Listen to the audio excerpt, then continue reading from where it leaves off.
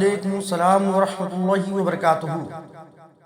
سرفراز انصاری صاحب، ہم آپ کے شکر گزار ہیں کہ آپ نے ہمیں سیمر باری کشی نگر سے یاد کیا ہے۔ آپ کا سوال ہے کہ بچہ پیدا ہوا 3 دن کے بعد انتقال کر گیا، تو کیا اب ہم اس کا عقیقہ کر سکتے ہیں؟ دیکھیے، عقیقہ کہتے ہیں بچہ پیدا ہونے کے شکریہ میں جانور ذبح کرنے کو، یعنی اللہ نے ہمیں بیٹا دیا تو ہم اس کا شکر گزاری کرتے ہیں، شکر ادا کرنے کے طور پر جانور ذبح کرتے ہیں۔ تو یہ زندگی کے ساتھ ہے، اور جب بچہ انتقال کر گیا تو اب مردوں کا عقیقہ نہیں کیا جاتا ہے۔ عقیقہ جو ہے وہ زندوں کے ساتھ ہے، اور اس کا بہتر دن 7واں دن ہے۔